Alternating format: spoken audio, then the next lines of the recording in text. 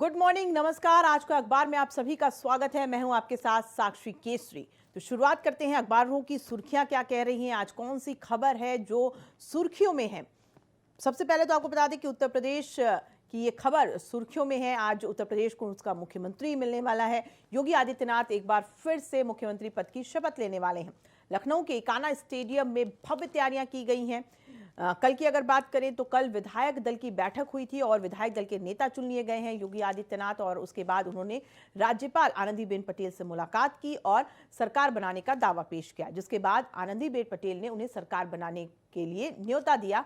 और अब आज यानी 25 मार्च को, जो कि तारीख पहले से निर्धारित थी, आज भव्य तैयारियों के साथ मुख्यमंत्री योगी आदित्यनाथ सीएम पद के लिए शपथ ग्रहण करेंगे। देखिए, तमाम न्यूज़पेपर के फ्रंट पेज की यही खबर है। और आज खबरों की अगर बात करें तो इस खबर के पीछे सारी खबरें कहीं ना कहीं दबती हुई नजर आ रही हैं, क्योंकि जिस तरीके से भव्य तैयारियां की गई हैं, भव्य आयोजन किया जा रहा है उत्तर प्रदेश में, वो अपने आप में ही एक ऐतिहासिक है। तो आज का दिन इतिहास में दर्ज होने वाला है, क्योंकि योगी आदित्यनाथ दूसरी बार मुख्यमंत्री पद के लिए शपथ लेंगे। दूसरा कार्यकाल होगा उत्तर प्रदेश में बीजेपी का, और इसके लिए तमाम तैयारियां की गई हैं। प्रधानमंत्री नरेंद्र मोदी पहुंचने वाले हैं, रक्षा मंत्री हो, गृह मंत्री हो, चाहे बीजेपी के अध्यक्ष जेपी नड्डा हो, ये तमाम दिग्गज नेता बीजेपी के शामिल तो होंगे ही, साथ में बीजेपी शासित 12 राज्यों के मुख्यमंत्री भी शामिल होने वाले हैं आज के समारोह में। तो साथ ही साधु संतों को भी आमंत्रित किया गया है आज के भव्य समारोह के लिए। और ये भी बताया जा रहा है कि 50 बड़े बड़े उद्योगपतियों को भी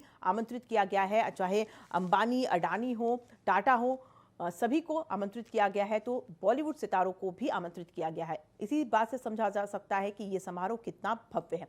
इकाना स्टेडियम में चूंकि ये समारोह आयोजित किया जा रहा है, जो कि 50,000 की क्षमता रखते हैं बैठने की, लोगों की, तो आप इसी से समझ सकते हैं कि स्टेडियम पूरा भरा होगा। मंच जो है उसे भी सजा दिया गया है। तमाम तैयारियां लगभग पूरी हो गई हैं। चूंकि आज शाम 4 बजे शपथ ग्रहण समारोह होना है, तो ऐसे में जो तैयारियां हैं वो लगभग पूरी हैं।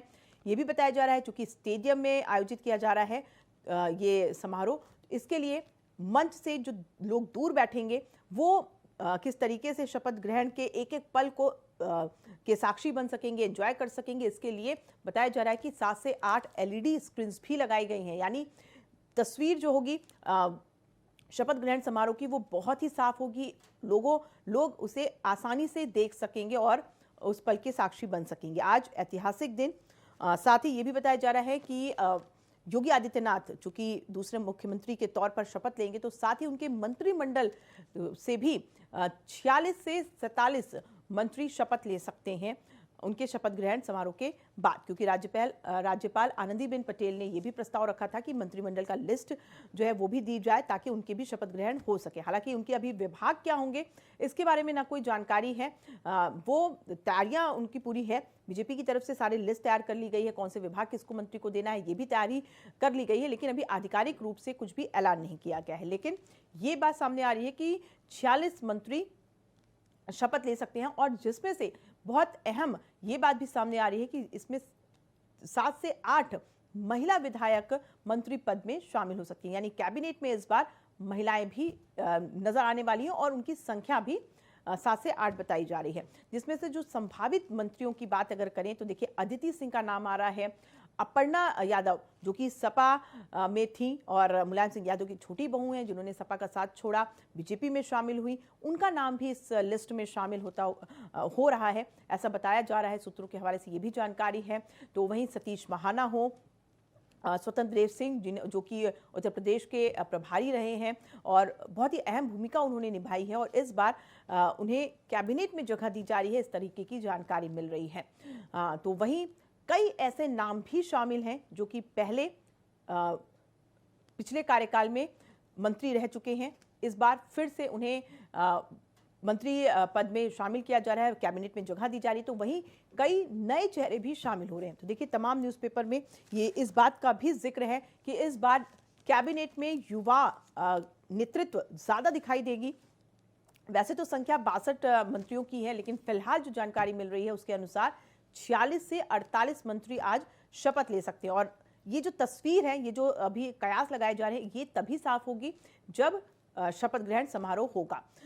और फिलहाल ये भी आपको बता दें साथ साथ कि योगी आदित्यनाथ ने चाय पर भी बुलाया है 50 मंत्रियों को, उनसे चर्चा भी करने वाले हैं। सुबह 10 बजे की आज की बात है, सुबह 10 बजे ये सभी मंत्री योगी आदित्यनाथ से मुलाकात भी करेंगे। अब इस लिस्ट में इन 50 मंत्रियों में किसके किसके नाम हैं वो धीरे धीरे देखिए रिवील होंगे। फिलहाल ये जो जानकारी है वो आपको बता रहे हैं। ये भी बताया जा रहा है कि अब से थोड़ी ही देर बाद यानी 8:30 बजे का समय बताया गया था और लगभग 8:30 बजे से ऊपर का समय हो रहा है, तो ऐसे में उन मंत्रियों के पास फोन भी पहुंचने शुरू हो जाएंगे जिन्हें आज शपथ लेना है।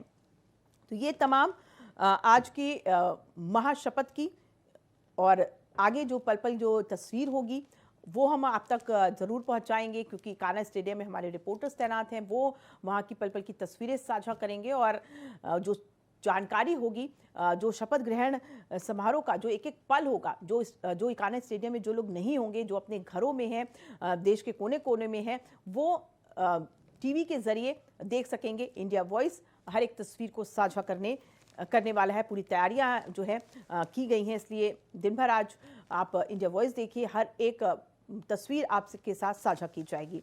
तो ये तो बात रही उत्तर प्रदेश की भव्य तैयारियों की। आज मुख्यमंत्री शपथ ले लेंगे और उत्तर प्रदेश को एक बार फिर से योगी आदित्यनाथ के रूप में मुख्यमंत्री मिल जाएगा। अब बात कर लेते हैं अगली खबर की, जो कि खेल जगत से जुड़ी हुई है, आईपीएल से जुड़ी हुई है। क्योंकि शनिवार को आईपीएल का सीजन 15 की शुरुआत होने वाली है। तो देखिए दैनिक भास्कर ने ये खबर प्रमुखता से फ्रंट पेज पर इसको जगह दी है। बताया है कि आईपीएल में इस बार जो सबसे बड़ी बात है, पहले उसकी बात कर लेते हैं कि धोनी इस बार जो है कप्तानी नहीं करने वाले हैं। जी हाँ, महेंद्र सिंह धोनी चेन्नई सुपर किंग्स की कप्तानी छोड़ दिया है उन्होंने और उनकी जगह अब रविंद्र जडेजा टीम की कमान संभालेंगे। हालांकि चेन्नई सुपर किंग्स में रविंद्र जडेजा हर बार रहे हैं, लेकिन इस बार उन्हें कप्तानी करने का मौका मिलेगा आईपीएल में।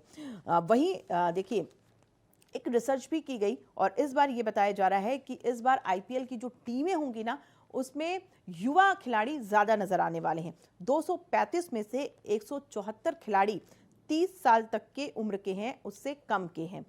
11 ही ऐसे खिलाड़ी हैं जो 46 साल से ऊपर के हैं और 20 या उससे कम उम्र वाले खिलाड़ियों को इस बार ज्यादा आईपीएल की टीमों में जगह दी गई है। अलग अलग टीमों की अगर बात करें, 10 टीमें हैं आईपीएल में इस बार सीजन 15 में और इन 10 टीमों में ज्यादा से ज्यादा संख्या युवा खिलाड़ियों की नजर आने वाली, जिसमें से महेंद्र सिंह धोनी जो है सबसे ज्यादा उम्र के खिलाड़ी होंगे। हालांकि उन्होंने कप्तानी छोड़ दी है, लेकिन टीम में वो बने रहेंगे और अब इस बार कप्तानी जो है चेन्नई सुपर किंग्स ने रविंद्र जडेजा को दे दिया है। तो आईपीएल को लेकर के जो क्रेज है लोगों के बीच, वो भी देखते ही बनता है और इसको लेकर के फैंस भी, धोनी के फैंस जो हैं, हालांकि थोड़े से इसमें मायूस हुए कि कप्तानी छोड़ दी है महेंद्र सिंह धोनी ने, लेकिन राहत भी वो फैंस महसूस कर रहे हैं कि चलो कप्तानी ही छोड़ी है लेकिन टीम में बने रहेंगे, खेलेंगे जरूर महेंद्र सिंह धोनी। क्योंकि आईपीएल का अगर इतिहास देखा जाए तो पहले के जो सीजन रहे हैं उसमें महेंद्र सिंह धोनी की जो भूमिका रही है वो वाकई में सराहनीय रही है और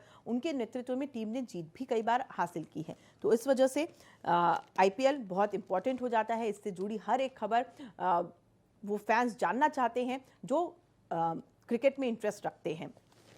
तो ये रही आईपीएल से जुड़ी खबर। वहीं अगली खबर जो है वो बंगाल से जुड़ी हुई है, जिसको नवभारत ने फ्रंट पेज पर अपनी जगह दी है, हिंदुस्तान ने दिया है, दैनिक जागरण ने सेकंड पेज पर उस खबर को छापा है और वो है वीरभूम की ऐसी खबर जो लगातार अभी भी सनसनी बनी हुई है, जहां वीरभूम में 8 लोगों को जिंदा जला दिया गया एक घर में कैद करके। उसके बाद से सियासत गर्म है। इलाके की अगर बात करें तो सनसनी फैली हुई है और सिर्फ बंगाल ही नहीं बल्कि पूरा देश इस बारे में बात कर रहा है कि आखिर बंगाल में हो क्या रहा है। जिस तरीके से माहौल बनाया जा रहा है बंगाल में वो वाकई में चिंताजनक है।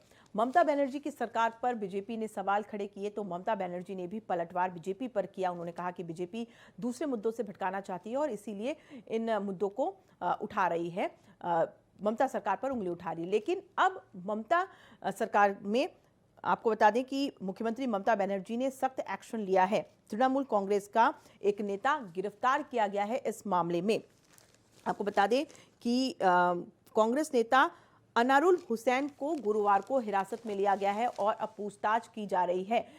जिस तरीके से सवाल उठ रहे थे कि ये टीएमसी की तरफ से ही किए गए कृत्य हैं या टीएमसी जो है वो बीजेपी पर आरोप लगा रही थी। तो आरोप प्रत्यारोप के बीच अब तृणमूल कांग्रेस का एक नेता गिरफ्तार हुआ है। ममता बनर्जी ने यह भी स्पष्ट किया है कि अगर ये दोषी पाए जाते हैं तृणमूल कांग्रेस के नेता या उनके पीछे जिसका भी हाथ होगा, उन्हें सख्त से सख्त कार्रवाई उन पर की जाएगी। तो वहीं प्रधानमंत्री नरेंद्र मोदी ने भी देखिए कल ये भी कहा था कि अगर राज्य सरकार को किसी भी तरीके की मदद की आवश्यकता होगी तो केंद्र सरकार खड़ा है, पूरी मदद दी जाएगी, लेकिन दोषियों को छोड़ा ना जाए, सख्त से सख्त सजा उनको दी जाए। तो अब अपडेट इस पर यही है कि तृणमूल कांग्रेस का एक नेता गिरफ्तार हुआ है। अब पूछताछ चलेगी, कोशिश की जा रही है जानने की आखिर इस जघन्य जो कृत्य किया गया है इसके पीछे कौन लोग शामिल हैं। ये रही अपडेट। इस पर और जो अपडेट आएगी वो भी हम आप तक साझा करेंगे।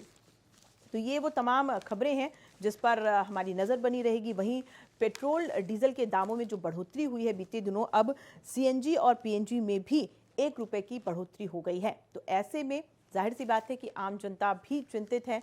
पेट्रोल डीजल के दाम बढ़े, एलपीजी गैस सिलेंडर के दाम बढ़ गए हैं 50 रुपए, तो अब सीएनजी और पीएनजी के दाम में भी बढ़ोतरी हुई है। तो ऐसे में कहीं ना कहीं आम जनता से जुड़े हुआ, चूंकि ये चीज़ें हैं, रोज़मर्रा की चीज़ें हैं, ऐसे में अब किस तरीके से इस पर लगाम लगेगा या फिर आम जनता इस पर किस तरीके से रिएक्ट कर रही है, ये देखना बहुत अहम है।